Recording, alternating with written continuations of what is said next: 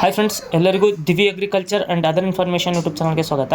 ನಮ್ಮ ಮನೆಯಲ್ಲಿರುವ ಕುರಿಗಳಿಗೆ ಅಟ್ಟ ಮಾಡಬೇಕು ಅಂತ ಹೇಳಿ ನಮಗೆ ಪರಿಚಯ ಇರುವವರ ತೋಟದಲ್ಲಿ ಅಡಿಕೆ ಗಿಡಗಳನ್ನು, ಒಣಗಿರುವ ಅಡಿಕೆ ಗಿಡಗಳನ್ನು ತರಲಿಕ್ಕೆ ಅಂತ ಹೋಗಿದ್ವಿ. ಹೋದಾಗ ಬಿದ್ದಿರುವಂಥ ಒಂದು ಅಡಿಕೆ ಗಿಡದಲ್ಲಿ ಮಲೆನಾಡಿನ ಕಾಡುಗಳಲ್ಲಿ ಅಥವಾ ಮಲೆನಾಡಿನ ಅಡಿಕೆ ತೋಟಗಳಲ್ಲಿ ಅತಿ ಹೆಚ್ಚಾಗಿ ಕಂಡುಬರುವ ಅತಿ ಹೆಚ್ಚು ವಿಷವನ್ನು ಹೊಂದಿರುವಂಥ ಒಂದು ಜೇಡರ ಜಾತಿಯ ಹುಳವನ್ನು ನಾವು ಅಲ್ಲಿ ನೋಡಿದ್ವಿ.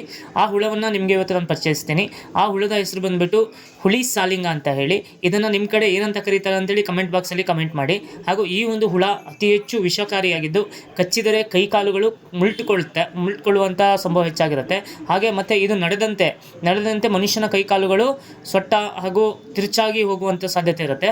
ಅದರಿಂದ ಈ ಒಂದು ಹುಳವನ್ನು ಕಂಡಾಗ ಅತಿ ಹೆಚ್ಚು ಜಾಗರೂಕತೆಯಿಂದ ಇರುವುದು ಉತ್ತಮ.